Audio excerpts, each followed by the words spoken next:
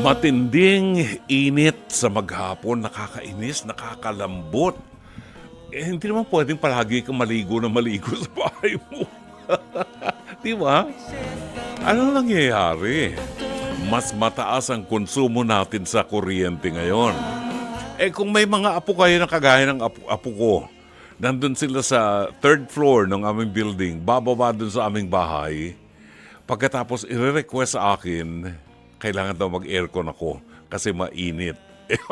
So, kahit ako nagtitiis ng init, pag dumating ang mga apo,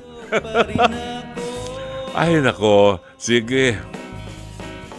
Pag nag-aircon ka, lahat na ng mga apo mo, ultimong sa bedroom, papasukin ang bedroom mo doon, matutulog sa kwarto mo. Ganyan ang mga apo, no? Ay, kaya mas mataas ang billing natin ngayon sa kuryente.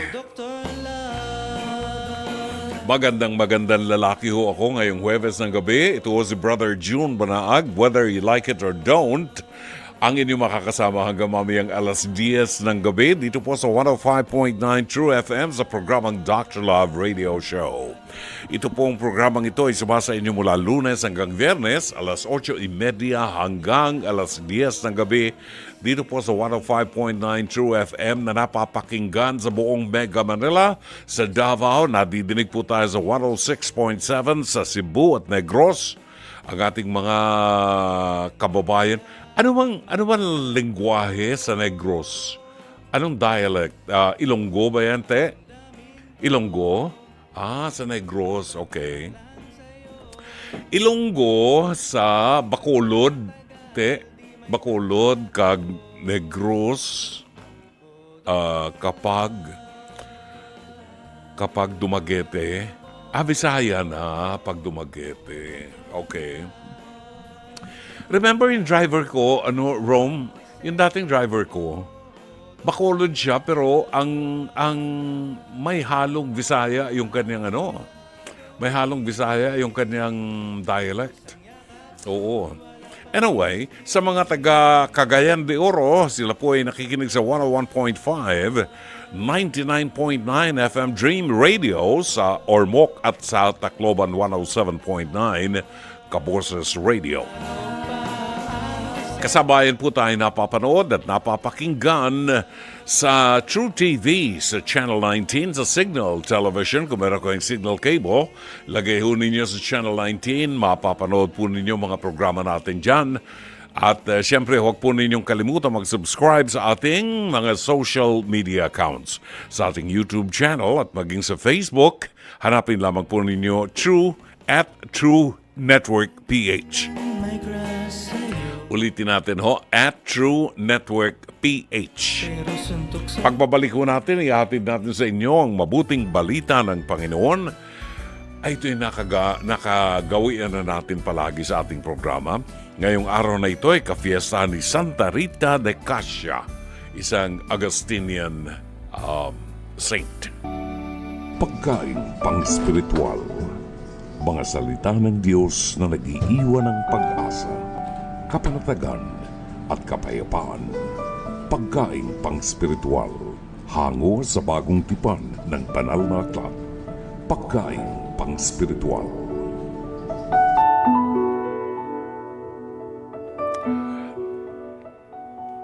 Ngayon ay araw ng Huwebes, 22 ng buwan ng Mayo. At binabati ho natin ang mga nasasakupan ng parokya ng Santa Rita de Cascia. Ngayon po ang kafiestahan ni Santa Rita de Cascia. Kung hindi matatandaan, si Santa Rita de Cascia ay pinoportray na isang babae na nakasuot ng Augustinian habit, black and white, Augustinian habit, at makikita po na merong siyang sugat sa kanyang noo, indicative of the partial stigmata, no? Kung kilala natin si Padre Pio na merong stigmata, si Santa Rita de Cascia ay meron ding stigmata sa kanyang noo, no? At di umano ay nakabaon sa kanyang noo ang isa sa mga tinik ng korona ng ating Panginoong Jesucristo. Pag-usapan lang natin ang bahagya bago ko ibigay sa inyo ang mabuting balita. Si Santa Rita de Casia po ay may asawa. Kaya sa mga may asawa, wag ho kayong mawala ng pag-asa po. Pwede ho kayong magkaroon ng pagkakataon na maging santa. Meron siyang asawa at meron siyang mga anak na lalaki. Si Santa Rita ay nabiyuda sapagkat may pumatay sa kanyang asawa. No? At yung kanyang mga anak na lalaki ay gustong ipagiganti yung kanyang asawa pero pinakiusapan niya na huwag nang maging violente at ipagkatiwala na lamang ang lahat sa Diyos. Matutong magpatawad. Nang mamatay ang asawa ni Santa Rita de Casia, siya po ay pumasok sa isang religious organization that later on ay tinawag na Augustinian Order or Order of Augustinian Descalced.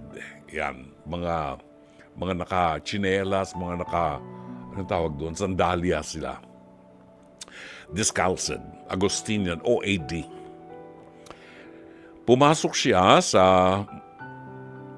religious life bilang isang nun. Nung mabiyuda siya, pinayagan siya ng kanyang mga anak. At nakita sa kanya ang ganap na kabanalan at ang pagtsatsaga sa pananalangin at sa pag-asa sa Diyos. Siya ay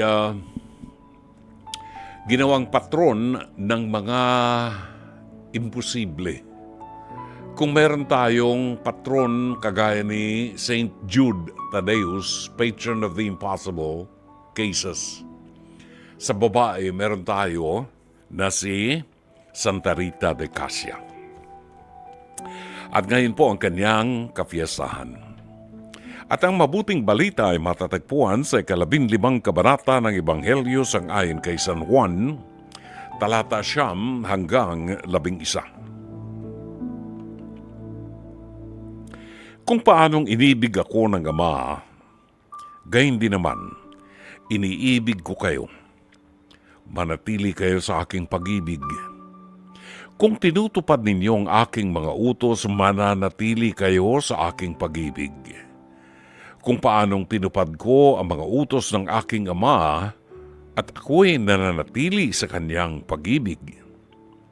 Sinabi ko sa inyo mga bagay na ito, upang mapa sa inyo ang kagalakan ko at nang sa gayon ay malubos ang inyong kagalakan. Mga kapatid, ang mabuting balita ng Panginoon. Pagkain pang-spiritual. Mga salita ng Diyos na nag-iiwan ng pag-asa, kapanatagan at kapayapaan. Pagkain pang-spiritual. Hango sa bagong tipan ng banal na aklat. Pagkain pang-spiritual.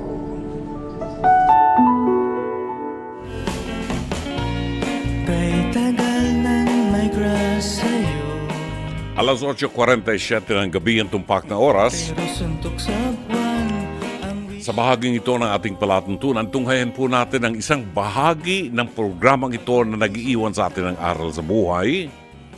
Nakakapulo tayo ng aral buhat sa kasaysayan at experiences ng ibang tao na naaniyahan po namin sa programang Face to Face, Harapan, no? Ito po ang Pest to Pest, hirit ni Dr. Love, at ito po ay hango sa bahagi ng programang Face to Face, Harapan na sumasa inyo mula Lunes hanggang Biyernes, alas 11 hanggang alas 12 ng tanghali sa TV5 sa panguna po ng batikang broadcast journalist na si Corina Sanchez Rojas. Kasama rin po sa programa ang harapan tagapayo na si Attorney Lorna Kapunan, Dr. Camille Garcia at ang inyong lingkod, Brother June Banaag, ang Dr. Love ng 105.9 True FM and True TV. Kung nais po ninyo magkomento sa inyong mapapanood na storya ngayon, maaari kayo magpadala ng inyong mensahe, opinion, comment sa ating live stream or sa messenger ng Dr. Love Facebook page. Atin mong panoorin ang ating episode ngayong gabi. Ito'y pinamagatang Agawan Bay. Tama ba yon? Tama ba yung pronunciation ko? Agawan Bay. Alright. Alamin nun natin ano at saan umiinog ang kasaysayang ito. Narito. Na ang nasalisihan ng boyfriend sa inuman, wag na natin patagalin pa. Eto na, Ems, humarap ka na!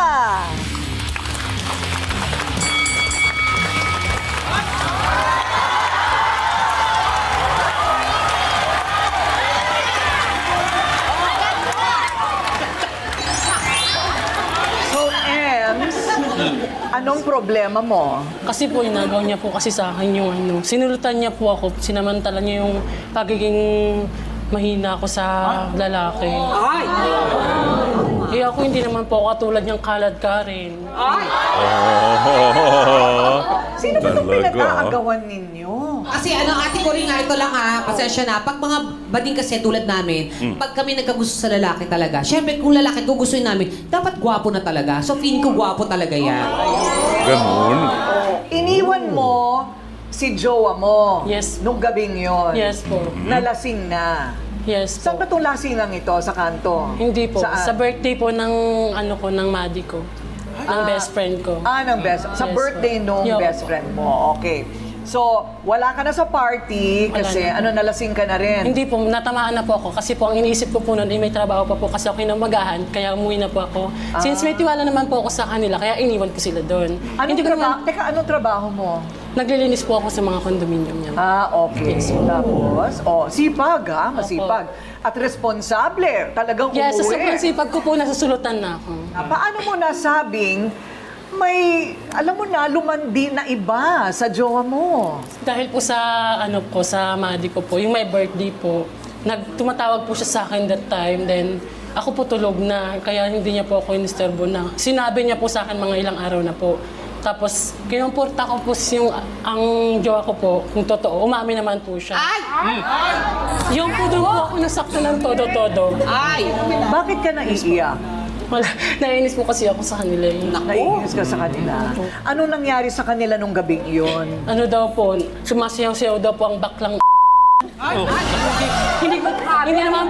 hindi naman po sana. Sample. Sample. Ganyan-ganyan daw po siya doon. Paano? Ganyan-ganyan daw po. Ganyan daw po siya doon. Doon daw po siya na bighani sa ganyan-ganyan ni Diwata. Hindi naman po sana gabi yung pulutan namin pero kumati siya. Paanang manok ang pulutan pero kumati-kati siya. Eto na. Parang Kasi grabe. yun lang ang panig ni Ems. Okay? Tignan naman natin kung ano ang panig ng kanyang nirereklamo. Diwata! Humarap ka na! Gusto kong pares niyan. Oh.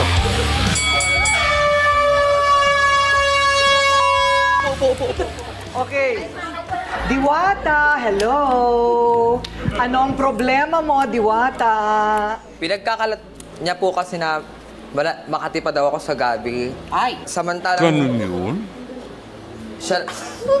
Bakit ka, naiiyak ka ba o natatawa? Ano ka ba? Natatawa ka sa damit mo, no?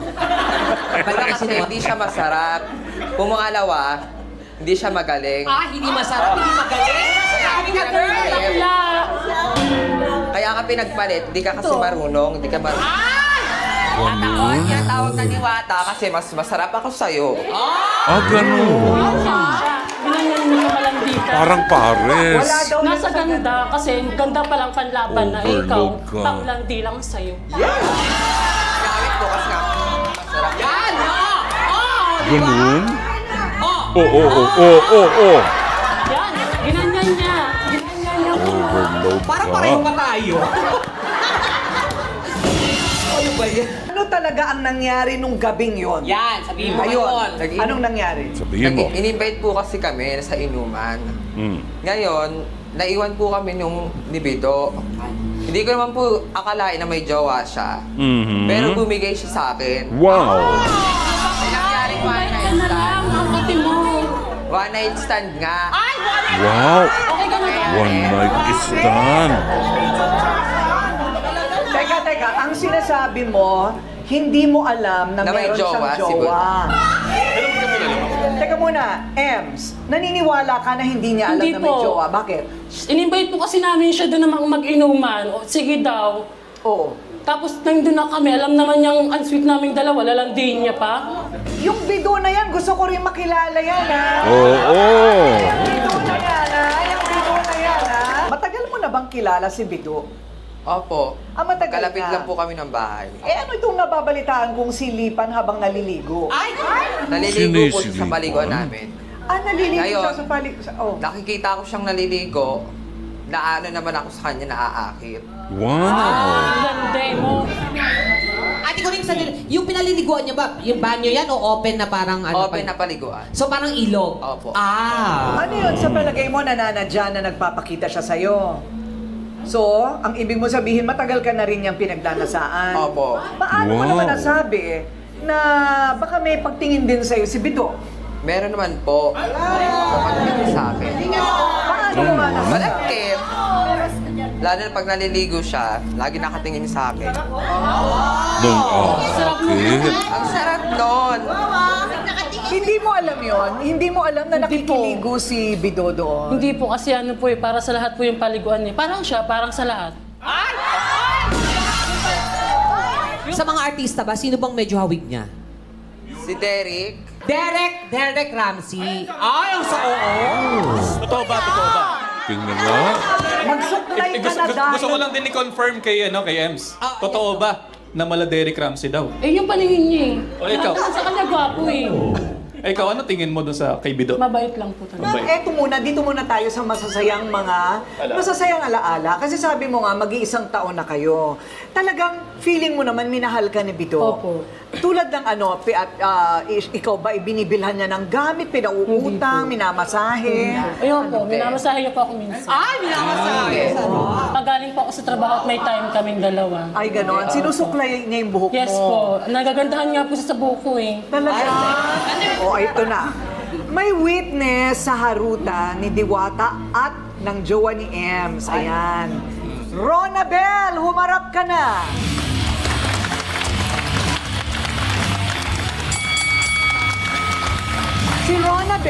Si Ronabel ang may-ari ng inuman. So, nung inimbita mo si Ems, kasama talaga si... Yung jowa niya po. Si Bido, yung Opo. jowa niya. Alam mo na, alam ng lahat na silang dalawa. Opo. Okay. So, hindi ka naniniwala na, hindi alam ni Diwata na may jowa si Bido. Nagsisinungaling po siya. Kasi magkakasama po kami doon, alam niya magjowa yung dalawa. Ayun. Okay. Anong nakita mo nung gabing yun? Ano po kasi, nakainom na, kasi siya po na unang umuwi eh, kasi may ano pa po siya bukas. Sabi ko, sige Bex, uwi ka na muna para makapagtahinga siya. Kaming tatlo po yung naiwan, tapos medyo lasing na po, hindi ko na kaya. Yung dalawa, iniwan ko. Tiwala po ako sa kanilang dalawa kasi kaibigan ko rin naman po siya, pero mas best friend ko kasi siya. Ngayon po, nagtiwala ako sa kanilang dalawa na maiiwan sila sa kubo kasi hindi ko na po kaya. Nagising po ako mga 12 o 1 po dahil parang maingay yung mga aso. Pagtingin ko po sa kubo, nagulat po kasi ba't patay yung ilaw? Uy. Sabi ko, bakit patay yung ilaw? Tapos may gumagalaw-galaw. Naku. May Sila lang multo. po kasi naiwan kasi wala naman po kami ibang kainuman eh. Tapos nakita ko nga po yung dalawa na aninuhan ko, dahil ang dalawa po yung nandun. Pero hindi ko na po sinilip para tignan ko ano pa yung ginagawa nila kasi pangit naman po yun eh. Hindi ko po makakaya ng konsyensya ko, sinabi ko po sa kanya na may nangyari doon sa dalawa. Ayun. Nung sinabi niya sa'yo, ano ang nanlilisik ang mata talaga ni Ems, at namumula na talaga. So, ano ang naging reaksyon mo nung kinuwento sa'yo? Sabi ko, hindi naman talaga ako naniniwala kay Manny. Kasi sabi ko, hindi naman siya ganun. Eh, hindi ko naman din alam na nila hindi na todo-todo. Kaya Nagalit pa nga po siya sa akin eh. Kasi Akala parang niya magawa lang ko ng kwento. Ganun. Kasi pagkakilala ko doon, hindi ganun siya. Tsaka matagal na rin ang 1 year, 1 year mo na pinagkakatiwalaan mo. Ano ba yung si Bido, sustentado mo? Hindi po. Hindi naman. May Ikaw naman, Ems, nagsisinungaling ka daw. hindi po ako nagsisinungaling. Totoo lang po yung sinasabi ko na gustong-gusto na rin ako ng jowa niya. Okay. Huwag na natin patagalin pa. Sino ba itong aking sinasabi na kakampi ni Diwata? Huwag nang patagalin ang mala Derek Ramsey daw. Yan! Ito! Yan! Yan! Yun! Bakit mahikaw sa ilong? Parang baka. Tabi, tabi, tabi. Mahikaw sa ilong, parang Tingnan mo nga baka. mabuti, tingnan mo nga mabuti, tingnan mo nga mabuti. Ulo ko ah. Bido! Bido! Humarap ka na, Bido! Bido! Tawagin niyo si Bido. Nandito na siya, kanina pa. Ay, ikaw na pala Yan ba yun? Ang pogi-pogi naman ni Bido. Ang haba ng hair. Kasi ang haba ng bigote. Yan. Ang haba-haba ng bigote. Okay. Tumayo ka nga muna, Ems, at saka si Bido, at humarap kayo sa camera. Tingnan natin kung sino mas bagay. Sige. Tayo. Diyan kayo sa gitna. Harap sa camera. Magtabi kayo. Ayan, ayan. Bido, tayo daw, tayo. Bido, tayo, sabi. Ah, nakatayo ka na ba? Sorry. Ayan. Okay? Ayan ang couple number 1. Thank you, Ems. Ikaw naman, Diwata. Diwata. Tayo ka naman. Oh!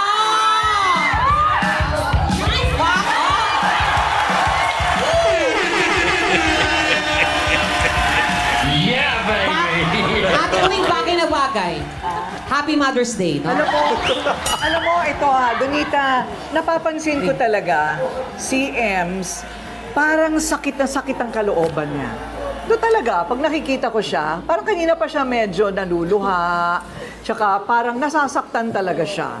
Pag nakikita niya, I think it's because, tama ba ako, Ems? Ang tagal din ng 1 year na nagmahalan kayo, ha? Ang tagal ko rin nagtyaga sa kanya. Like, Like, mapupunta lang siya sa mga walang kwenta. Ano yung mga, ano kayo nagkakilala ni Bido? Sa inuman lang din. Sa inuman lang Pero din. hindi naman po katulad ng ginawa ni Diwata. Na parang hindi ko alam kung ano ba siya. Hindi naman sana kami ahas, pero bakit nagiging ahas siya? Okay. Ano ang nangyari nung gabing yun? In-invite po kami mag-inuman. Niyaya kayo mag-inuman. Tapos, Tapos nung gabi po, pumunta siya doon kasi nasa trabaho po siya eh. Kumbaga, kami nauna na kami doon, tapos pumunta siya. Tapos nag-inom kami. Medyo sabi niya, magpaalam sa akin na uwi na daw siya. Bauna na daw siya uwi kasi may pasok pa siya kinabukasan. Sabi ko, sige, umuwi na siya. Tapos ang natira kami, 3 na lang po. Nagiinom po kami. Tapos si Ate Rona naman, pumasok na po sa loob kasi lasing na rin po siya. Kami 2 natira. Tapos 2 na kami nagiinuman. Siya yung post niya, sayo na sa may harapan. Yun nga po, mayroon pong nangyari sa amin nung gabi. at least umamin. Tama. Hindi naman po talaga yung sinungaling. Oo. At least umamin. Asa mabait na bata. Ilang taon ka na ba? 20 po. 20. 20. Ilang taon ka na? 22 po. Ikaw, ilang taon ka na? 95, tama? Ilan taon ka na? Ilang taon? 20 din? Ah, okay. Ano nangyari?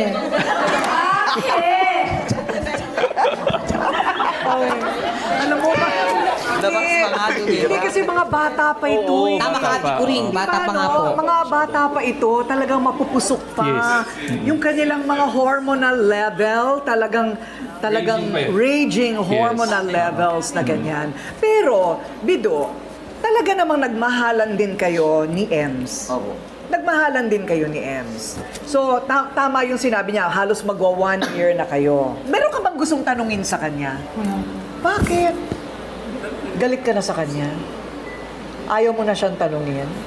Oo, ayan, naiiyak na naman si Ems. Lagi na lang po kasi siyang umiiyak. Parati na lang siyang umiiyak. O ako na lang ang magtatanong. Minahal mo din si Ems. Opo. So, meron ba siyang pagkukulang? Meron naman po. Meron ding pagkukulang. Ano ang pagkukulang ni Ems sa'yo? Parang hindi niya po kasi inintindi yung namin, relationship namin. Panay siya, trabaho lang, uwi, trabaho. Siya, hindi naman yun sa pagkukulang. Paano hindi niya iniintindi yung relasyon ninyo Baka samantalang... hindi niya nabibigyan ng time pagka uwi siya trabaho. Pahinga lang, tapos kinabukasan pasok na naman. Ikaw ba, sorry Otoy, may trabaho ka ba? Meron po. Anong trabaho? Ano trabaho mo? Sa tracking po. Tracking. Sa Tutulak ng truck. Nag-ako. Pero siguro mas nauuna siyang umuwi. Umuwi, yeah. Oo. Tapos si Ems nahuhuli. No, Dr. Love, may nananamantala, may nagtaksil, may nasaktan. Paano yan? How to move on again? Ayan, ang magandang tanong. Maraming salamat. Tingnan lang natin, evaluate lang natin. Masaktan ang masasaktan, ha? Pero ito ang katotohanan at ito ang nakikita ko. Unahin natin si, anong pangalan? Si Bido. Si Bido ay 20 anyos, may trabaho, dating karelasyon ni Ems, kulang-kulang 1 taon ang kanilang relasyon at nasayawan ni Diwata at nahulog na siya kay Diwata yung gabing yun. No? Mahirap mo kaming papaniwalain na in love ka kaagad kay Diwata dun sa gabing yun. May karelasyon ka pa. Aminin na natin ang katotohanan, ito'y tawag ng laman. Ang tingin ko mga bata, mga anak, hindi kayo seryoso sa pakikipagrelasyon. Alam nyo, ang pakikipagrelasyon ay binubuo yan ng matagal na panahon. Ini-invest natin ang time at ang emosyon, no? Kaya magiging masakit para sa katulad ni Ems na mapunta ka sa iba overnight, no? Parang one night stand. So, ang sa aking paliwanag sa inyo, mga anak, pag-isipan muna ang mga desisyon ninyo at huwag masyadong patatawag sa laman.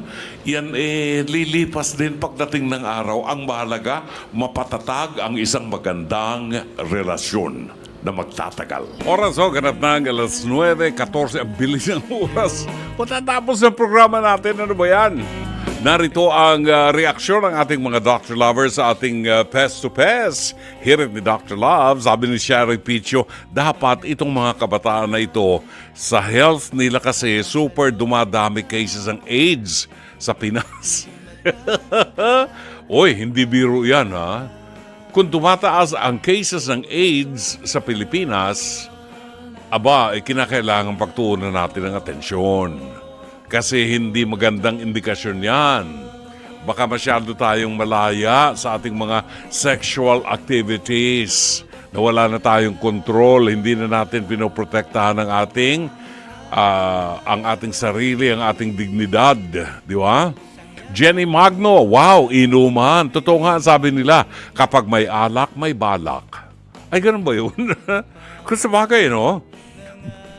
Kadalasan dun sa mga nagpaplano ng masama, ano? Yung mga anaconda, di ba? Ayun. Pero depende sa dami ng alak siguro ng inumin, di ba? Anyway, yung mga mahilig uminom, kain na kain, ha? Masarap ang pulutan, ha? Masarap ang ulam natin. Okay, Eunice Pepito, nabutasan ka doon, Ems. Sobra kang naging busy sa work. Medyo nawalan ka ng time para kay Bido. Pareho naman kayong may work ni Bido. Alam mo, hindi, yan, tingin ko, personal, hindi sa nawalan ng time si Ems. Meron siyang time. Kasi, sige nga, sabihin mo sa akin, saan pupunta ang pagsasama ninyo kung magtitinginan lang kayong dalawa? Maglilip by lip lang kayo araw-araw, mamamaganguso nyo ng kahahalik sa isa't isa. Kung wala kayong kakainin, di ba? Kaya itong si Ems, trabaho ng trabaho. Ngayon, tanungin mo naman si Bido, bakit naman bumigay siya doon sa konting inuman lang yon, ha? Konting inuman lang. Nakakita ng pagkakataon, nakita niya si Diwata, wala naman dalang pares overload itong tinamanang kulog na Diwatang ito. Bakit bumigay ka? Kain ng kain, ha? Masarap ang ulam natin. Ano bang kinakain ni Diwata dyan? Matanong ko lang. Di ba? Saan ka naman? Itong si Bido, ito walang respeto sa katawan niya to eh. Walang respeto sa katawan nito. Ibibigay niya katawan niya sa isang anaconda. Basta naramdaman niyang nagiinit ang kanyang punong tenga. Yan ang sinasabi pag may alak, di ba? Ay, naku Bido, kabata mo pa. Ang tanong ko lang sa sarili ko, magmula nang makita ko itong si Bido, bakit ang singsing? Alam ko ang singsing nilalagay sa daliri eh. Bakit inilagay sa ilong? Para bang kalabaw? Parang baka? Merong singsing sa... Ewan ko sa inyo, mga bata kayo.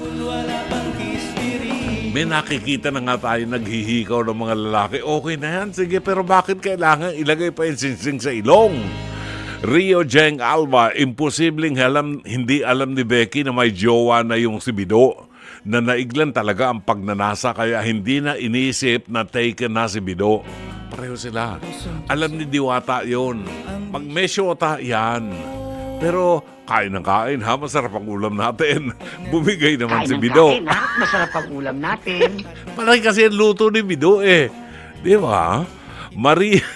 Maria Carmina, si Diwata naman dapat nagpigil kay girl. Alam mo naman, jowa ni MC Bido, bakit pinatulan mo pa? Laman tiyan Shiny Abut. Nagtataka ako, anong meron kay Bido para pag-agawan nila? Meron siya. Meron siyang hikaw sa ilong. Sa ilong nang ba nilalagay ang hikaw? Jake, sabihin mo sa akin. Meron pang ibang pinaglalagay ng hikaw, hindi lang ilong, di ba? Kain ng kain, ha? Masarap ang ulam natin. Huwag na natin pag-usapan yan. Kanina ko pa kasi hinahanap, wala akong makitang dahilan para pag-agawan nito si Bido. Sabi ni Shai Diabot, masyado ka naman prangka para kasi Dr. Love. Anyway, ay nakakatuwaan lang ho natin. Narito mga nag-text sa atin ho, dahil mamaya meron tayong DM kasaysayan. Si Francis Anthony Gador ng Antipolo ay nagpapa-shout out. Roberto Ignacio, magandang gabi. Kuya June, pakibati naman po yung aking BFF at crush ko since grade 5 pa ako na si Charlene Joy de Guzman at yung kuya niya na si Lawrence Anthony de Guzman na nasa Abu Dhabi, UAE ngayon. Watching from Pasay City, Roberto Ignacio, Yek Lopena at Riza Templadong parang kaping mainit ng San Pedro, Laguna. Magandang gabi. Marvin Zandro Riabad, pacheck lang po ng attendance mula sa Maalinsangang North Caloocan. Pabati rin po kami ni Architect Marian Bernadette Villero on our 10th anniversary. Tagal na magsyota nito ha? 10 taon? Hi, Architect Marian. Hindi ako tatagal ng 10 taon, magsyota lang tayo ha? Kailangan meron ng suot ng singsing. Suot ng singsing sa ilong. Chato Sakluti, magandang gabi at happy listening. Angelita Banato ng Pateros, Sherry Picho ng Seattle, Washington. Ang kaibigan ko si Jappy Albano Castro. Juanito Castro. Good evening, Brother June, at sa lahat po ng taga-subaybay ng inyong programa. Listening here habang bumibiyahe, abang-abang din sa mga balita nyo, lalo na sa mga kwento nyo, ang daming aral. More power to Dr. Love and to all your staff. Salamat sa iyo, Jati. Thank you, ha. Mercedes Santos, engineer ng Pasig City. Good evening. Mary Grace Ortiz ng San Narciso, Quezon. Buwabati ng magandang gabi. Mary Grace? Anong apelido nito? Piatos ba ito? Hindi, Ortiz. Oo, kala ko Piatos sino pa? Ito pa. Habol lang natin to, ho. Si Alan Hungko, magandang gabi. Vivian Toquero, Brother John, ang gwapo ng boses nyo ngayon. Ba? Ginandahan siguro ang timpla ng mikropono natin ni Rome. Maraming salamat. Lina Ho, magandang gabi. Buhat sa Plaridel, Bulacan. Buhat naman kay Joseph Dacera Tripoli ng Baybay City, Leyte. Nagpapacheck ng attendance. Ralph Richie Juan. Good evening, Brother June. Nakasubaybay po ako from Ubando, Bulacan. Katatapos lamang po ng 3-day fertility fiesta. Kain ng kain, ha? Masarap ang ulam natin. Kain ng kain, ha? Masarap ang ulam natin. O nga pala, yung mga hindi nagbubuntis, Diyan sa Bulacan. Diyan kayo pumunta kay Santa Clara. Si Lee ng Belgium, Brussels, Belgium. Pag-greet naman po sa aming unika iha, happy 13th birthday today. You are the best gift from our beloved Lord. Welcome to the teenage life. Be happy always. Happy birthday. Kain ng kain, ha? Maraming pagkain. Kain ng kain, ha? Masarap ang ulam natin. Hanggang sa Belgium, nakarating na yan, ha? Nausot na sa Belgium yan, ha? We love you so much, sweetie, from Mama and Papa ng Brussels, Belgium. Mayan Kahatol, Miriam Canales Hernan, Carmelita Linanera ng Hong Kong, Tunong Edith Lambay, Evelyn Fortunado ng Real Quezon, Garcia Vincent ng Gloucestershire, UK, Lilian Panaligan Buen ng Paranaque at Lori Feria Flores ng Pasay City. Si Lilian Panaligan Buen ay nag-text sa atin, sabi niya, "Ay, buhay. Ano ba nangyayari sa mundo? Puro immoral. Hindi na nga legit ang mga relasyon. Nagsusulutan pa." Tama kayo, Dr. Love. Tawag lang ng laman yan. Mga Becky, give good example to the community to gain respect to us all. Ayun. Nagalit na, no? Naalala ko tuloy yung story ng Sodom and Gomorrah. No offense meant, ha? No offense meant. Gusto ko lang ikwento kasi base doon sa story ng Sodom and Gomorrah, nagpadala ang Panginoon ng dalawang anghel. Dalawang anghel na lalaki. Medyo mahaba ang buhok, magandang lalaki. Kahawig ni Brother June, yung dalawang anghel. Kumatok doon sa pinto ng bahay ni Sodom. Ni Lot, no? Sa Sodom. Para magbigay ng warning na hindi na natutuwa ang Diyos sa nangyayari dito. Lahat ng kasalanan nandito ang sodomy, nandito ang pakikipagtalik sa pakikipagrelasyon sa asawa na may asawa, and, pagnanakaw, corruption, everything. Nandyan lahat sa Sodom and Gomorrah. And so, nandun sila, yung dalawang anghel nasa loob ng bahay ni Lot. May nakakita ng mga taga ron sa Sodom and Gomorrah, dalawang city yan na magandang lalaki pumasok sa bahay ni Lot. Alam mo, nagpuntahan yung mga gays sa Sodom doon sa harap ng bahay ni Lot at nagsisisigaw sila na palabasin yung dalawang lalaki doon. Sabi nila, "Palabasin niyo dyan si Dr. Love. Nakita namin dyan." Sana all. Kala nila si Dr. Love yun nandun. Hindi, anghel ng Panginoon yun. Bakit minalalabas? Kasi gusto nilang makipagtalik doon sa dalawang anghel ng Panginoon. Diyan nagsimula yung kasalanan na sodomy. Hango doon sa Sodom and Gomorrah. Di ba? Asang ngayon ng Sodom and Gomorrah, pinugnaw ng Panginoon ang Sodom and Gomorrah, nagpaulan siya ng asupre. Ano yung asupre? Yung asupre parang mga pebbles, parang mga bato na bilog na ganyan na nagliliyab. And until now, kung pupunta po kayo sa Sodom and Gomorrah, doon sa inner city ng Sodom and Gomorrah na pinugnaw ng Panginoon, makikita nyo pa ang resulta ng mga suit. Ano yung suit? Ano yung suit sa Tagalog? Mga abo-abo, ano? Mga abo-abo ng mga nasunog, mga abo na nasa lupa, and may makikita pa kayong mga bato na maliliit na ganyan na pupwedeng mag-apoy. Nag-aapoy. Mga ano yan, mga naiwan yan na mga asupre na ginamit ng Panginoon para sunugin ang Sodom and Gomorrah. No? So, let this be a lesson to us na hindi natutuwa ang Panginoon dyan. Napagkukwentuhan ho natin yan, isa yan sa mga pinupuntahan natin sa Holy Land. Sa November 22 until December 5, meron po tayong pilgrimage sa Holy Land. Kasama niyo po si Brother June Banaag. At ako magtuturo sa inyo dyan sa lugar, lalo na yung Sodom and Gomorrah. Galing tayo ng Egypt, papunta ng Israel, dadaanan po natin ang Sodom and Gomorrah, malapit sa Red Sea, no? Madadaanan natin yan, titigil tayo doon para mapagnilayan po natin ang Sodom and Gomorrah. And then, from Egypt, tutuloy tayo sa Israel, mga 8 oras yan na pagmamaneho.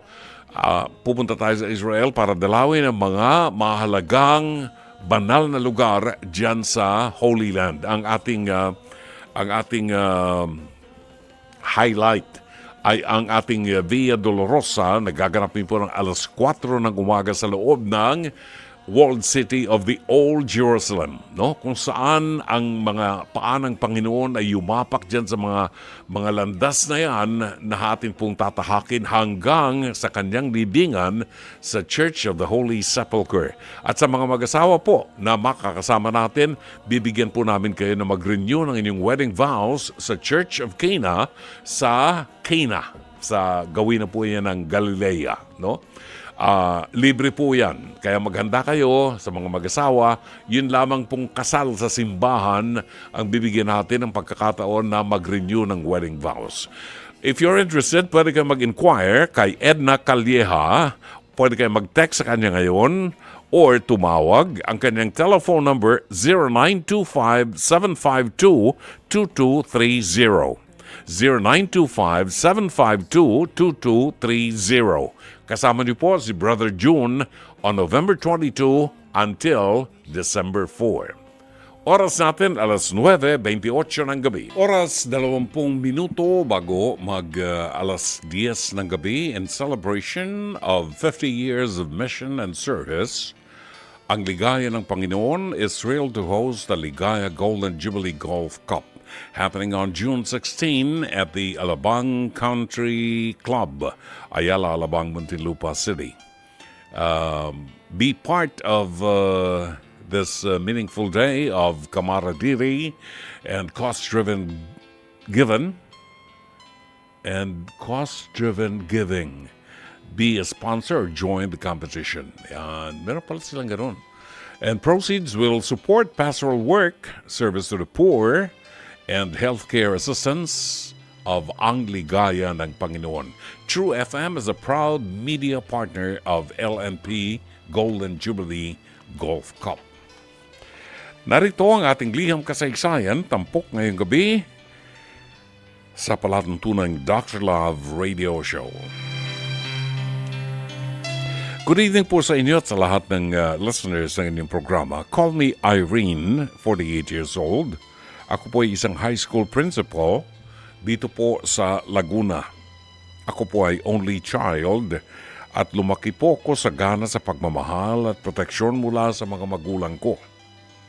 At kahit na nakapasa ako sa isang malaking university sa Manila, sa Laguna pa rin po ako nag-aral dahil ayaw nilang magkalayo kami.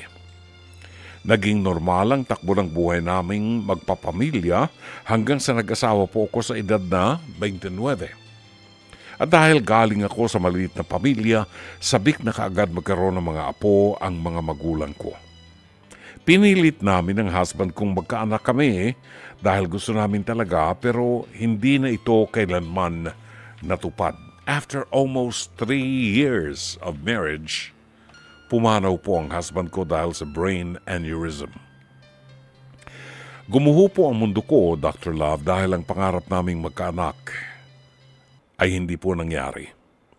Damang-dama ko ang dalamhati ng magulang ko dahil sa nangyari sa akin at dahil na rin siguro sa hindi nila pagkakaroon ng apo.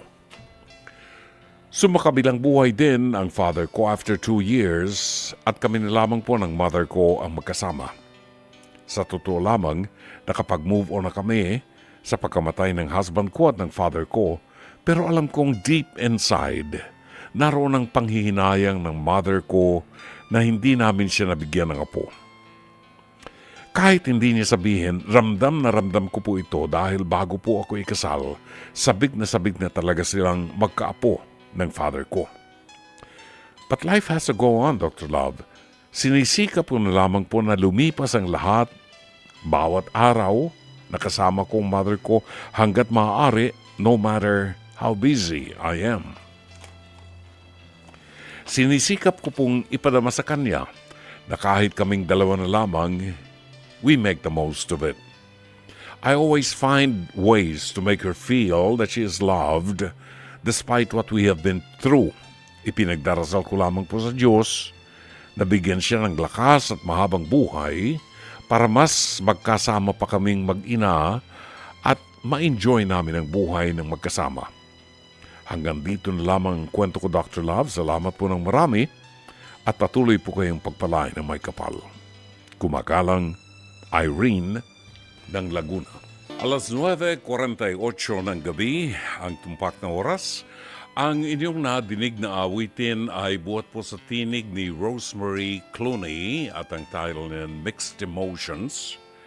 Isa sa mga paboritong awitin at paboritong singers ni Mama Emma, na buting ina ni Giorgio Serafica. Isa sa kanyang mga paboritong singers si Rosemary Clooney. Balikan po natin ang liham kasaysayan ni Irene ng Laguna. May mga pagkakataon, Irene, na minsan sa mga pagninilay natin ay dumadaan sa ating isipan that sa buhay natin ito, walang perfecto. Kahit na mayaman, kahit na mahirap, we experience the same things. May mga pangyayari sa buhay natin na nakapagpapadugo ng ating damdamin, nagbibigay ng lungkot. May mga pagkakataon na masaya, lalo na kapag nakukuha natin ang mga bagay na gusto natin. Isang aral, hindi lahat ng nagugustuhan natin o gusto nating maganap ay nakukuha natin sa daigdig na ito. May mga bagay na higit na mahalaga pa kaysa doon sa pagkakaroon ng anak, kaysa doon sa pagkakaroon ng magagandang sasakyan o malalaking ari-arian. At the end of the day, makikita natin na mas mahalaga ang may magandang relasyon sa Diyos sapagkat ito ang nagbibigay sa atin ng higit na kapayapaan. Kapayapaan na hindi natin makukuha sa mundong ito. Sa ating paglalakbay, life is like a pilgrimage. May mga experiences na sira-sirang karsada o daan na ating lalakbayin na magdudulot sa atin ng sama ng kalooban or frustrations and disappointments. Pero sa dulo pa doon, sa gawing dulo ng landas na ito ay maliwanag at maayos ang lahat. Tila baga iniiwanan tayo ng Panginoon ng aral na kailangang matutuhan natin na mag-adjust sa lahat ng aspeto ng ating buhay. Hindi lamang umiinog ang buhay sa pagkakaroon ng anak. Maraming mga may asawa ang hindi binayayaan ng anak pero nananatiling masaya. Sa iyo, nawala ang iyong asawa, nawala ang iyong ama, at least nariyan pa rin ang iyong ina upang iyong makasama. Bagamat wala kang anak, you will have all the time in the world to be with your mother. At tama ang sinasabi mo. Kung may mga pagkakataon na kayo kinakailangang maglakbay, make the most of your time together. Dahil hindi natin alam kung hanggang kailan ang buhay natin. Subalit ang aral na iniiwan sa atin ng Panginoon, anumang bagay ang mawala sa atin sa daigdig na ito ay walang halaga kung ikukumpara natin sa ating pakikipagrelasyon sa Diyos.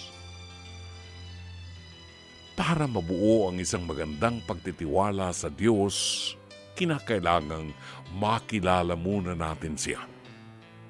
At dito, kinakailangan ang ganap na atensyon at ang focus ng ating isipan na ang buhay natin sa daigdig ay pansamantala lamang at ang lahat ay magwawakas. Ang mahalaga ay ang matibay na relasyon at pagtitiwala natin sa Diyos. Ganun pa man, habang kapiling mo ang iyong ina, make the most of your time.